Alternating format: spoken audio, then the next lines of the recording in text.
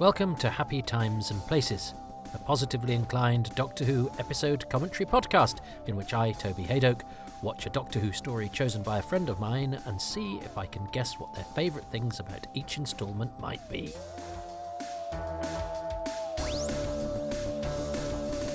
Hi Toby, I'm Steve Lyons. I'm a writer of Doctor Who and some other stuff, and I would like to challenge you to watch the Sensorites. Well, welcome everybody. I'm determined to make this the shortest instalment of Happy Times and Places to date, having spent far too long explaining why I wanted the last episode to be short. I think it ended up being quite long. For those who listened right to the end of the previous instalment, post-credit, there's probably more post-credit sequences than there are pre-credit moments or between credit moments sometimes, because I do go on being neither having an aptitude for neither mercy nor brevity. The chickpea rolls that I've made that are cooling off as I record this, they're bread rolls made of chickpeas and psyllium husk, whatever that might be. So there's no yeast nor wheat, gluten, the things that we traditionally associate with making successful bread. And I have to say, they're light and they're springy and they're delicious. And so a triumph for this jam-making, Guardian-reading middle-class twit you here broadcasting to you right now. But I thought, having raised the spectre of the chickpea roll, so it's not a roll with chickpeas in it, it's a roll it's a bread roll made out of chickpeas. You can put in it whatever you like. Anyway, they've turned out rather well, so I will be taking those on holiday with me as soon as I am finished here, because I better get a move on, because otherwise Jacqueline Hill will be back from her holiday before I've set off for mine, and that won't do. So we're going to see who is going to get kidnapped. I mean, actually, the episode title kind of gives away the episode ending. It's a bit like calling. What am I thinking of now? Think of an episode. Think of I suppose calling. No, because Earthshock 1 wouldn't have had a title. It's a bit like calling. I suppose. Yeah, if we know the Dalek Invasion of Earth is called the Dalek Invasion of Earth, but we didn't. It was called World's End. But it's like calling World's End Dalek in the Thames, I guess. Anyway, took a long time to get there, didn't it? This is the problem. One can't be brief when one is really tired at 1 o'clock in the morning. So, right, come on, Toby. Let's see who's going to get kidnapped. And we will begin the process of watching episode 5 of the Sensorites, which I'm watching along with Doctor Who writer Steve Lyons. And we're going to press play and I'm going to count properly this week. 3, 2, 1.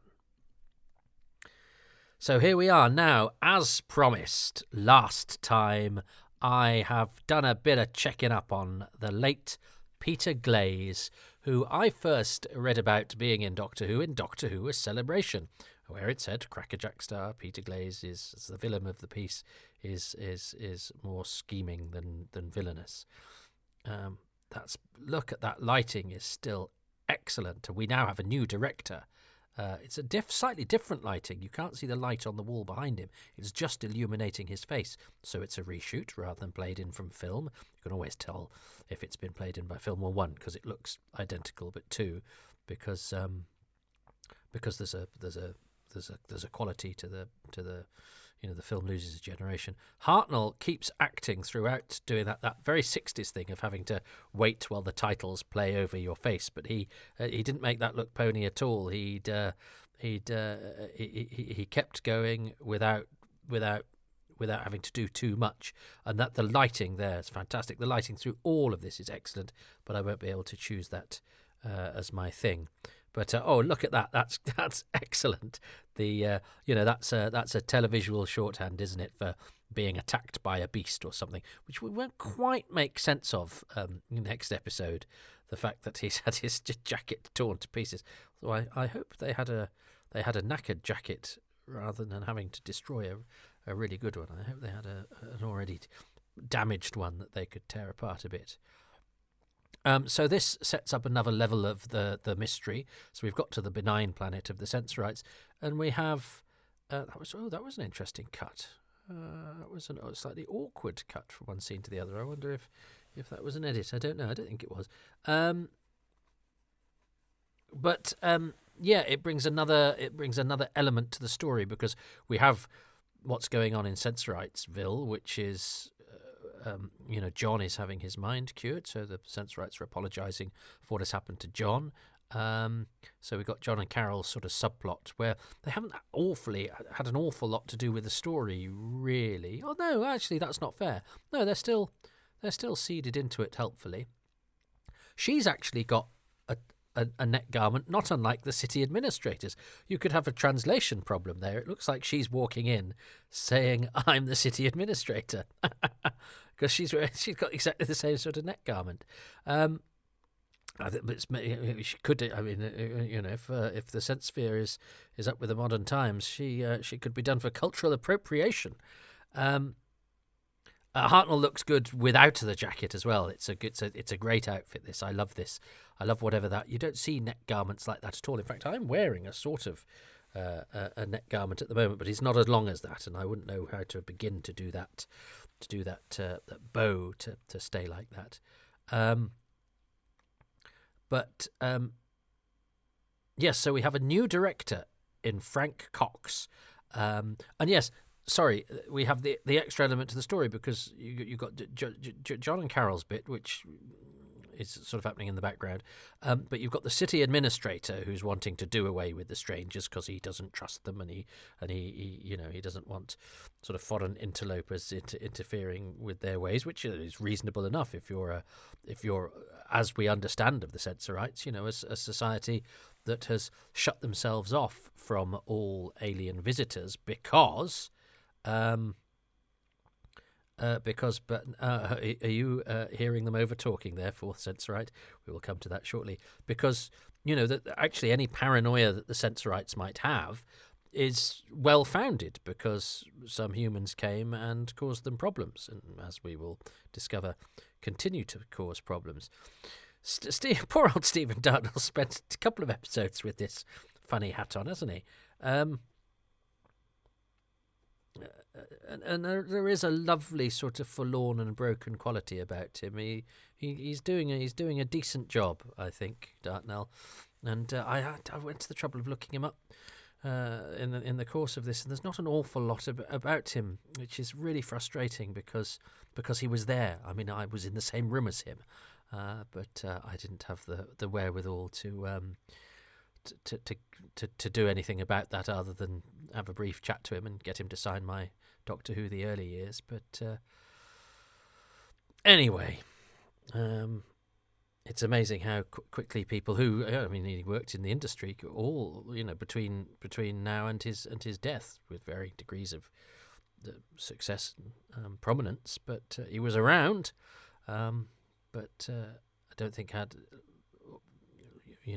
he had immediate family or anything like that, so hasn't left. And if people did work with him, well, a lot of those will be dead now, won't they? I mean, William Russell's just died at 99. William Russell was in Mark Rylance's Hamlet with him, and he didn't make it when that Hamlet transferred. He's a very old casting for Horatio, and I noticed that Jack Ellis played the part when it transferred. Did it either go to the West End or when it went to its residency with the RSC, having done the tour? Which means that either he wasn't happy or they weren't happy with him, or he had another job. But I didn't see the production, but he's quite elderly casting for Horatio, but maybe that's the dynamic they were going for. But Jack Ellis, who took over, was much closer to Rylance's age, so maybe it was seen as an experiment that didn't work. I don't know. I am completely now in the realms of complete supposition. Here we have one of the worst line fluffs in Doctor Who. I heard them over talking, and you can say, and then he gets completely self-conscious and crosses his arms. Bless him, and they just sort of carry on. But yes, I heard them over talking, and of course he's supposed to say, I overheard them talking. But having said heard, he again gets completely lost. But they carry on. But that's as bad a line fluff, I think, as stays in Doctor Who. So here we have Peter Glaze, who, as I say, I first heard of being in Doctor Who, A Celebration. Crackerjack star Peter Glaze, and previously on this, and he's an actor I've never really bothered looking into because he's so well known. He's a comic stooge, comic character actor. We know that he did Crackerjack, and he also worked on Wacko, and also in any sort of comedy entertainment series. He was a diminutive, bespectacled, cheery character actor. Indeed, he's in the Crackerjack sketch on Doctor Who in the 70s, in which he plays the sort of brigadier sort of character. So he has another Doctor Who connection, but he's a well-known icon. In fact, he's one of Danny Baker's TV heroes, isn't he? Danny Baker, the DJ and broadcaster, had a series in the 80s where he did sort of little 5-minute, 10-minute pieces on TV heroes. I think Peter Purves is one of them, but Peter Glaze was one of them. So he's enough of a sort of figure, although I think, as I say, I'm invoking Danny Baker's TV heroes, which is probably now 25 years old itself. But Peter Glaze is perhaps now a bit more forgotten than he was, but I think he's still, certainly to people of my generation and certainly before, he's somebody that is recognisable and invocable, and that we don't really associate with Doctor Who. Although looking him up on IMDb, Doctor Who was the credit that showed up on the sort of list of names when you type in Peter Glaze. But maybe that's more to do with Doctor Who than it is to do with Peter Glaze, because he's got plenty of credits. But to answer the question that I asked myself and promised to answer for you, although you all have looked it up now, and I'm sure some of you will probably have sent me a message, he's well known at this point for being in Crackerjack. He's been in Crackerjack since 1960, and in fact starred in it for 20 years, from 1960 to 1979, did 309 episodes. So yeah, he's already been in Crackerjack for 3 years by the time he plays the city administrator in the Sensorites. And this is not an unusual. You could do that in those days. You could, he could, because he was in episodes of Citizen James and Billy Bunter and Hancock. I mean, a lot of comedy. Strange World of Gurney Slade, some weird comedy. So not so much drama, but little bits. Dixon and Doc Green and things like that. But here, yeah, and at No Hiding Place, stuff like that. But yeah, and Doctor Who. But playing an alien in Doctor Who, I think that's a particular kind of engagement, and he's a particular kind of performer. So. But yeah, we don't really go into that ever, because it's sort of, the headline says it all. Crackerjack's star Peter Glaze is the most well-known actor, but you kind of wouldn't know it was him. When Stratford Johns was cast as Monarch, and he looked at the mask and he said, "Well, what's the point in getting me in it if people aren't going to recognise me?" Peter Glaze, he's not mentioned in the they've killed the second elder, which is a bit rough for old Bartlett Mullins. So they've gone to the trouble of getting the firing key, and that has been dispensed with fairly quickly, a bit like the antidote last week. They introduce stuff and then get rid of it fairly quickly, but that means that the story has to keep developing. So not necessarily as slow as one might think. They don't leave too many plot things dangling or hanging about. I think it's just the sort of conversational and gentle nature of the story that makes us think it's slow, maybe. Because actually there's quite a lot of different things going on. The sad thing here is that the second elder, I'm presuming they work out at some point that the second elder is actually the city administrator, because at the moment the second elder is the one that looks like he's the one guilty of malfeasance. I know that Sensorite. I know that Sensorite says first elder, except for when I actually look at him and somebody else is disguised as him. Then you don't know him that well at all. But yeah, that is. And here's another bit of kind of. This is another of those things that's written for the kids at home to go, but because he's going to identify the Doctor by his cloak, and of course he's only just been given the cloak. Right, here's the city administrator not disguised as the second elder. But yes, what was I talking? So yes, Peter Glaze, who's come back in again. So he wouldn't be recognisable as Peter Glaze here, I don't think, and he's certainly not mentioned in the Radio Times preview. They don't say and look out for guest star Peter Glaze.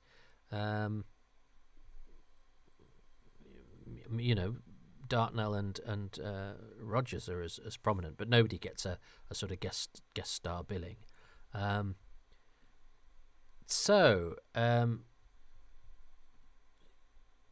Yes.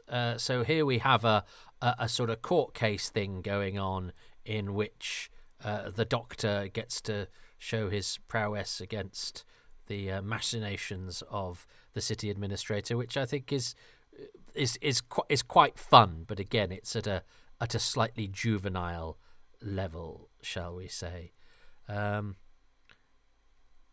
So yes, Peter Glaze dies in 1983. So by the time I'd read about him being in Doctor Who, Peter Glaze had died. He died before Doctor Who: A Celebration came out. Please note Peter Haining, who quotes him, still very much alive a few years later. And he was only 58. That's terrifying, isn't it? I'm 50. I think of all these people as being terribly old men. So hang on, if he was 58 in... Oh yeah, this is the bit where they where they kind of outwit the Sensorite telling the false story.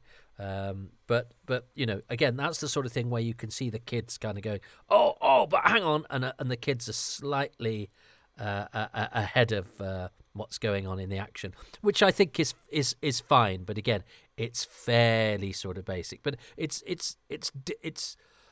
deliberately crafted to be that way. It's deliberately crafted. It's not just lazy writing. I think it's just misjudging the sort of level that the show is kind of aiming at. This isn't a result of sloppy writing. This is writing that has deliberately been decided to pitch itself in a particular way. I mean, and he's such an obvious scumbag, and yet, I mean, this is the prime directive here, Doctor Who and Ian and Susan. Why don't you recommend this obviously unpleasant man to be put into a position of power? So now does he have to change his name by deed poll from third to second elder? Not third elder to second elder, but third Sensorite to second elder. And he's doing quite sort of good body language acting there. The way he sort of looks up, he's sort of quite sort of elevated and pompous, isn't he? And presumably, having taken that dog collar off and put that sash on, he now looks exactly like the second. As far as everyone's concerned, nobody will know that it's a new second elder because now he looks exactly like the second elder that they used to be. I mean, that's ridiculous, isn't it?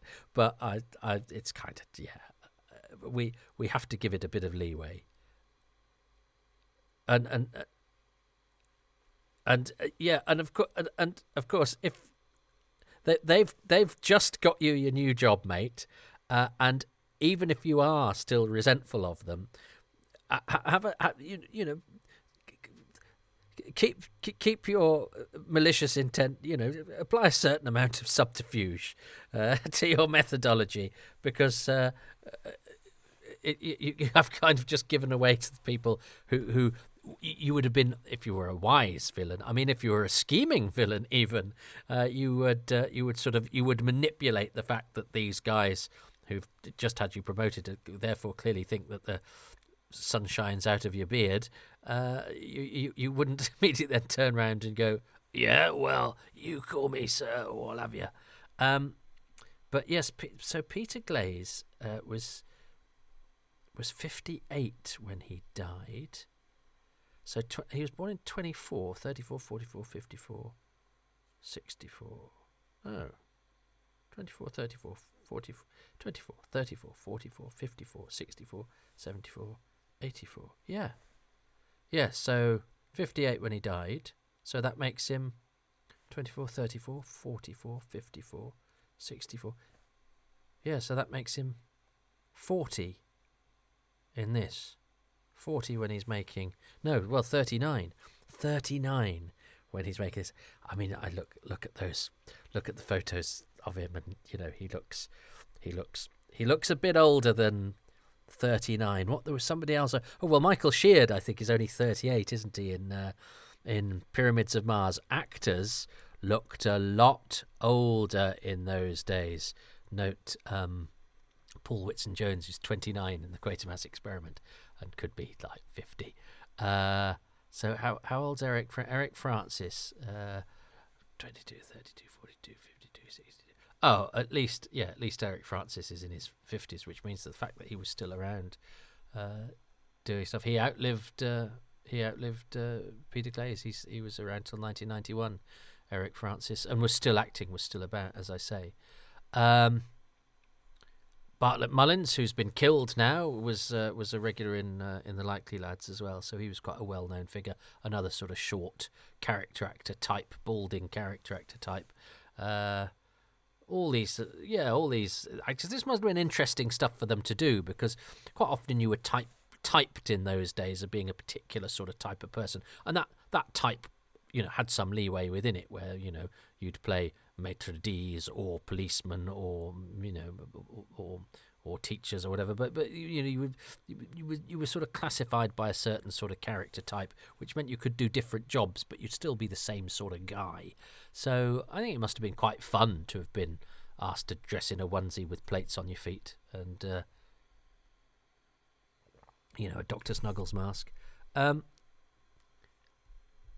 So that's Ken Tilson as this first scientist, but I think, do we lose the scientist in this one, and do we get an engineer or a warrior? I know that Joe Gregg's a warrior, I think, isn't he, in number 6, but I think, do we get an engineer in 5? I think they mix it up about, and as I say, Ken Tilson and Joe Gregg play those, you know, those different parts, which is like a sort of theatre rep, or like doing a Shakespeare play where, you know, the same actor will play 2 or 3 parts. You wouldn't do that now. I think Joe's a warrior in this episode, Joe Gregg. That's right. But and it happens with the Keys of Marinus as well, where the various different actors play all sorts of different parts. But the beauty with Ken Tilson and Joe Gregg in this is that they don't need new costumes or anything, because they're it just happens to be that the first scientist also looks like the first Sensorite who appeared on the spaceship, and the warrior looks like the second Sensorite, etc. I like Eric Francis's performance as the first Elder. He has a sort of gentle dignity to him, and I like the way that they're very trusting about with the Doctor and Ian, and that they have these sort of very sensible conversations. I quite like that dynamic, and William Hartnell looks great in his cloak, doesn't he? But yes, Peter Glaze. I'm sure it's said in the Early Years book that Peter Glaze's obituaries mentioned Doctor Who even when he died 20 years later. That's how I knew that he died, because I think it mentions it in the Early Years. But actually, in the couple that I've seen, that I've availed myself of, in the chickpea cooling hiatus between episodes 4 and 5, I've not found mention of that yet. There's quite a nice one in the Telegraph. Peter Glaze, the comedian who starred in the BBC television children's show Crackerjack for more than 20 years, has died aged 58. He had been appearing, because his last telecredit is in the late 70s, I think.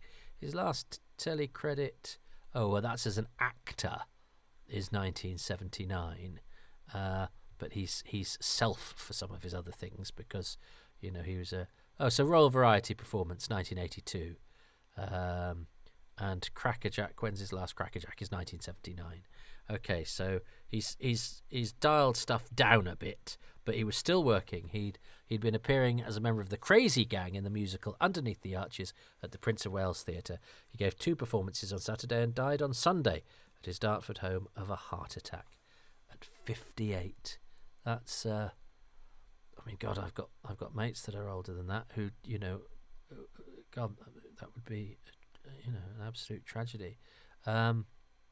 The actor comedian in the Western Daily Press, he's described as. So none of these mention.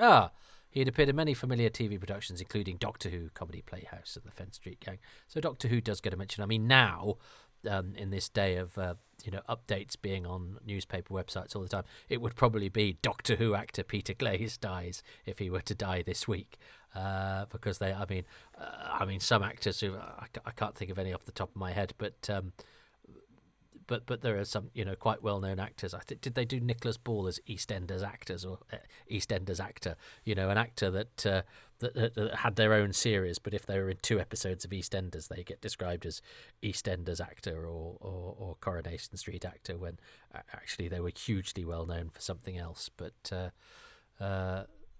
that's now I like this happens a couple of times where the sort of supplementary Sensorite has a little bit of character. So he said that the scientist there, isn't it? Said, oh no, that's the warrior.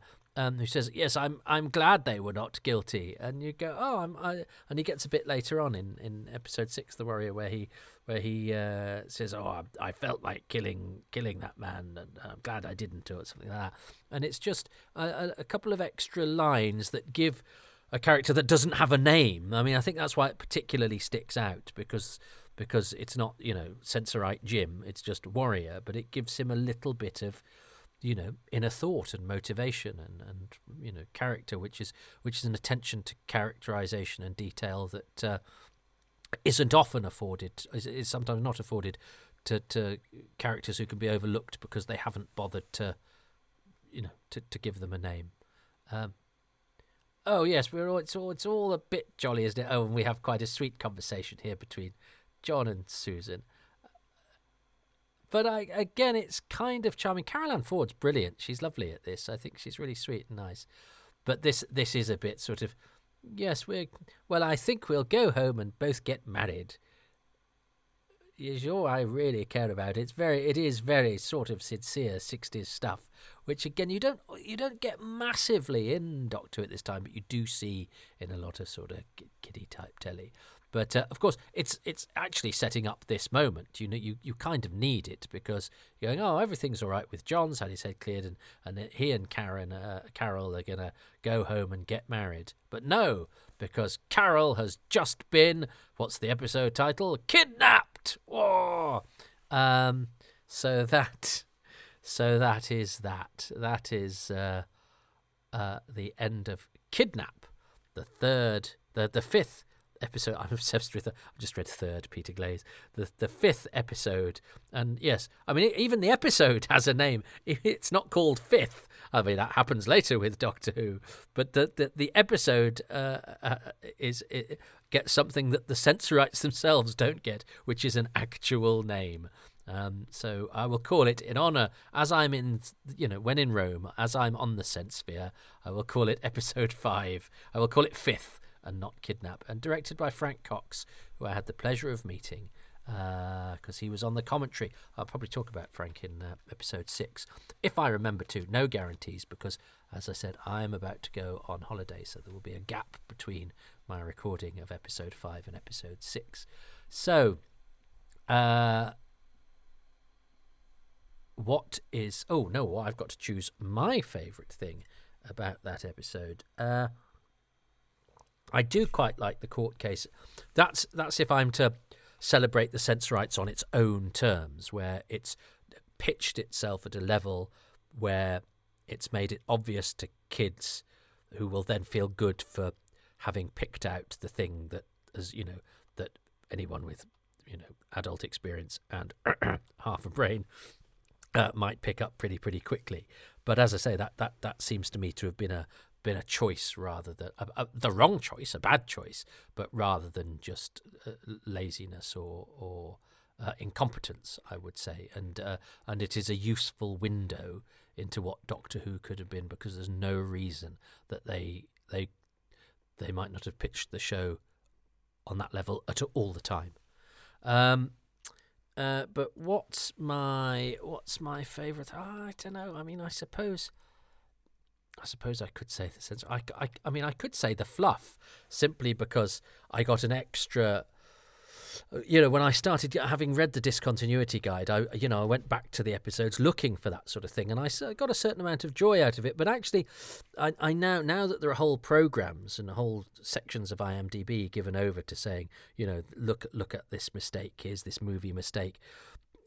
And I don't think that's helped this generation. I think I've said before that both of my kids have occasionally, they'll watch a thing or play a game and go, yeah, and there's this bit where they get this wrong, and I was just like, well, just accept things for their own terms, and there's nothing great about watching a thing and finding a flaw in it, or going into something, with a mindset to say that the creatives behind this will have screwed up somewhere. And I think sometimes things get marked as mistakes that actually aren't. And in fact, there's quite a few things that are sort of marked as goofs on IMDb where you go, no, you've just misunderstood what they're saying there. And but anyway, let's not go down that path. But I certainly quite enjoyed the freedom of that, of being able to revisit Doctor Who in a different way, and to be cognizant of the fact that certainly the fast turnaround of the 60s meant that there were fluffs here, there, and everywhere. But I'm going to reject that as an idea, having mooted it, because,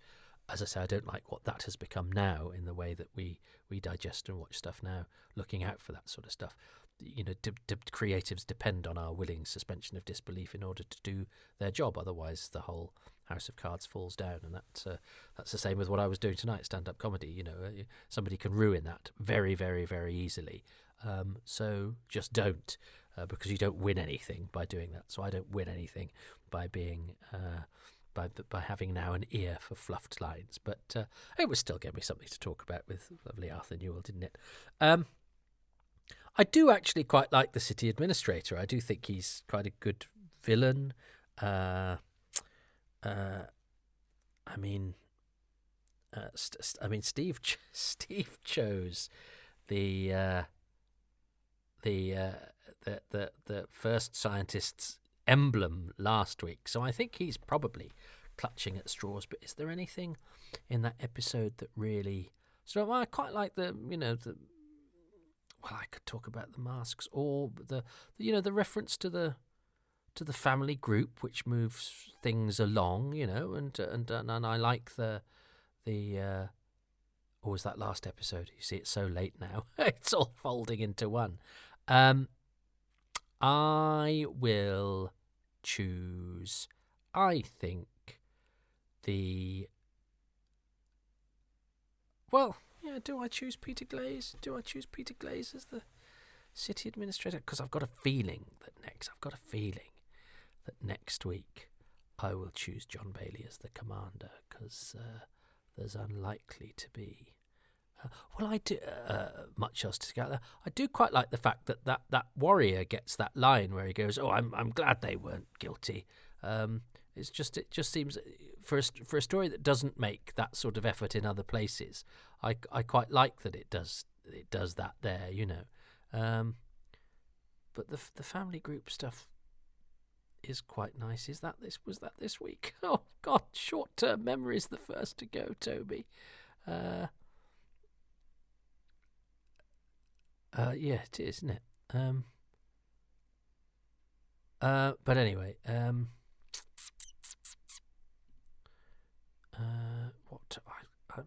really struggling to know what to choose this week. And it's not because I didn't enjoy the episode. I mean, I think I've been slightly artful, haven't I? Because, I spent a lot of time talking about Peter Glaze here, or this, that, and the other there.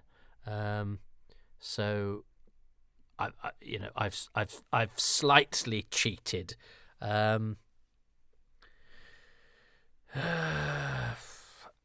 Okay. I think I'm going to have to choose the Sensorite masks for the whole thing. So I am gonna choose. Oh, it's so difficult. Not because it's, as I say, not because it's bad, because there was plenty that I liked there, and obviously I have to do a bit of heavy lifting because the court case I have to accept on its own terms. Well, maybe I choose the court case. Actually, let's be smart about this. I'm going to choose the court case because I think it's emblematic of various other things that this story does that are not great, like the clues about the water, like the fact that nobody recognises the Sensorites when they change their sashes. It's a window into what Doctor Who could have been like, nay, should have been like, were it not for the tone and the aspirations, the tone set by and the aspirations of Verity Lambert, and I think particularly David Whittaker, but also the team around them and presumably their bosses, Sidney Newman and Donald Wilson. So this is an anomalous sort of story, and the reason that it is so sort of underwhelming to us compared to much of what is around us is because even its bad bits are kind of charming, but we wouldn't love Doctor Who if we had to sort of couch our enjoyment in a certain amount of sort of patronising detachment, which I can only apologise to the good people of Riverside Studios in 1964. But yeah, I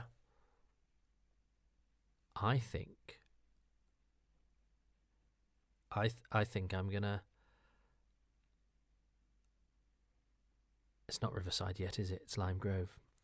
Sorry, I don't wanna. It is very, very late at night, and I'd probably on a normal day edit that out as well. But I am trying to, as I've said, join Jacqueline Hill on holiday. But anyway, that's a sentence can get you into trouble. So listen, I am going to choose the fact that it's a window into the Doctor Who that we could have had, but wasn't because of the alchemy of the team that they got together. And it is Lime Grove, of course. It's bloody Lime Grove, idiot. Don't try and say fancy sentences; they get you into trouble with facts. Then, right? So, yeah, I'm going to choose that. I don't think Steve will have chosen that. This is the annoying thing about trying to hurry myself. I've probably ended up still, because there was lots of umming and ahhing and getting a bit lost in my own head there, that this episode's probably no shorter than any other instalment of Happy Times and Places. But let's see what Steve Lyons has to say about what he's choosing for the Sensorites. I suspect it won't be, because I've twisted myself in knots there to turn actually a lesser part of the show into a positive. But sometimes, Doctor Who in the 1960s had to turn its limitations into a force for good. So, but yeah, I think I'm probably gonna lose my advantage now, because we're currently, Steve and I, at 2-2. So episode 5, Kidnap. And of course this is where the Doctor tells us how he feels about guns. He doesn't like them, but they're pretty useful, which I think sets the tone for the next 50 years or so. But I'm not going to nominate that as my favourite moment. My favourite moment comes after that. It comes after the Doctor and Ian have left the Citadel with 2 guns, and we cut back to them outside the aqueduct to see that Ian is carrying both the guns, one in each hand.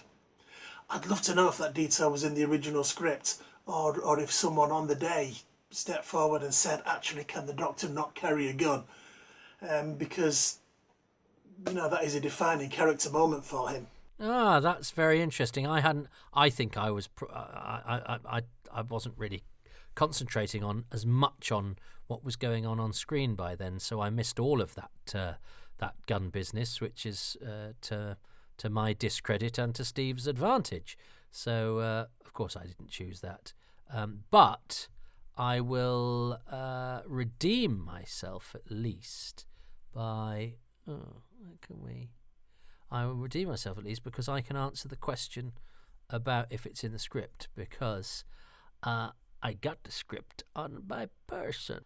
Well, I say on my person. I've got it. I've got it here. So let's just find out where Doctor Who and Ian are. So Ian and Doctor. Sometimes the scripts say Doctor Who. So here's the weapons. Yes, so the weapons make me nervous, says Doctor Who. Handy little inventions all the same. Yes, that is Doctor Who in a nutshell. I shall not have my cake and eat it, but I shall hold my weapon and get somebody else. I shall not have my weapon and get somebody else to fire it. Doctor and Ian each have one of the ray guns.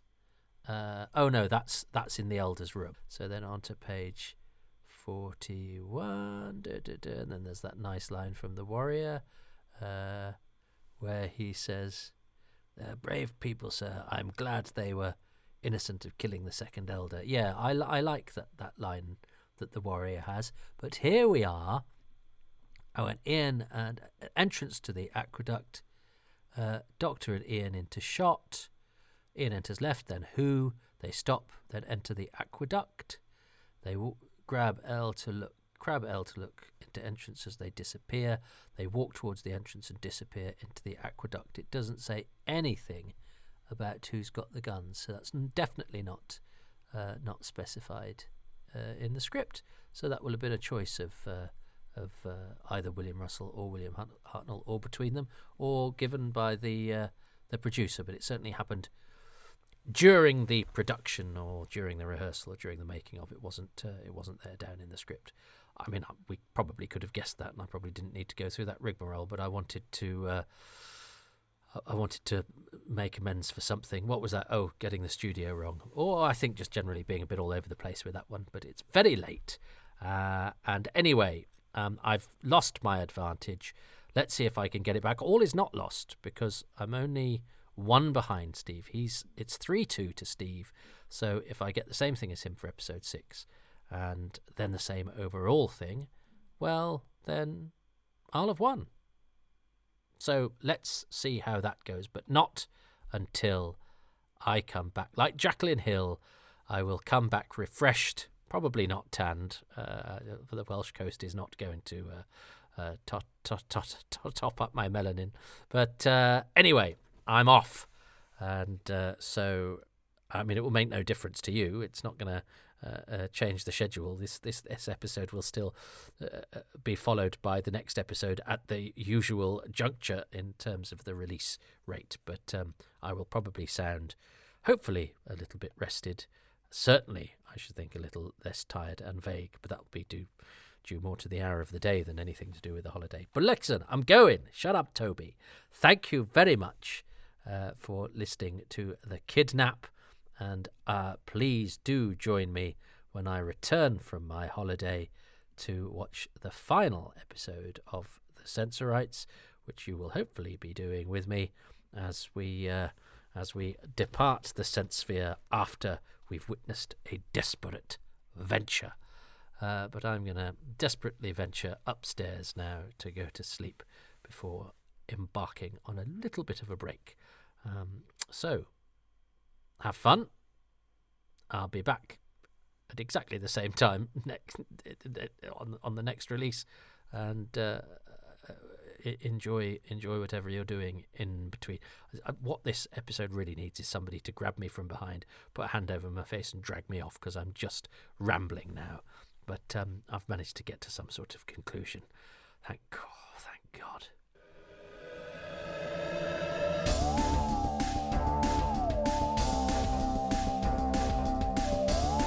Thanks very much for listening to that tedious episode of Happy Times and Places that should have ended about 10 minutes earlier, which was presented badly by me, Toby Haydock, and my special guest, Steve Lyons. I'm grateful to Steve, grateful to you for persevering with that, and I'm grateful to the patrons who make these podcasts possible, and they include Tom Hunter-Watts, Steve Herr, Paul Ingerson, Ed Jefferson, Robert Jewell, Judith Jackson, William Keith, Peter Kelly, James Kersey, Matthew Kilburn, Colin Kilpatrick, Paul Kirkley, Andy Kitching, Chris Knight, Hendrik Korzeniowski, Pete Lack, Pete Lambert, Andy Larson, Erica Lear, Jonathan Lataja, Paul Lindblad, Neil Little, and Mark Leadsom. The music is by Dave Gates, the artwork by Dylan Patterson.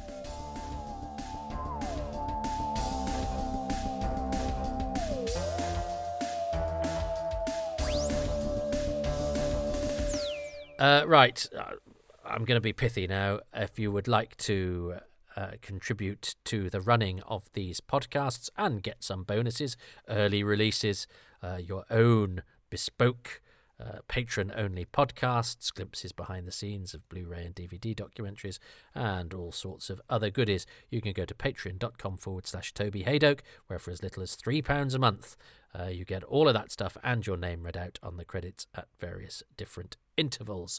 You get a 10% discount if you sign up for a year in one go. There are higher tiers than the £3, but all of the content is available at that entry-level tier.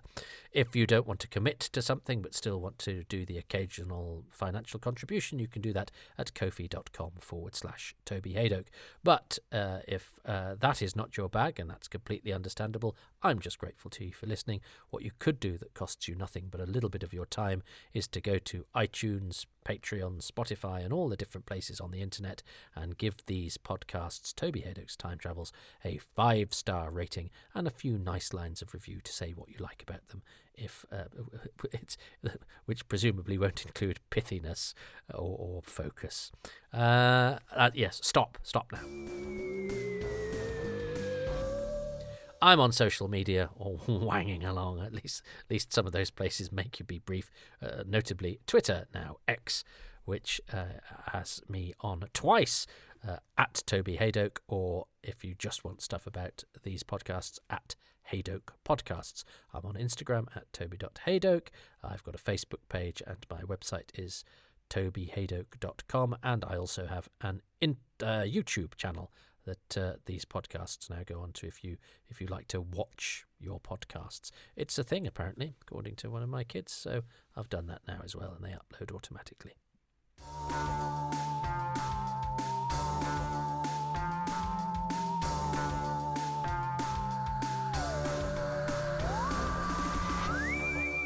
Right, I'm going on holiday.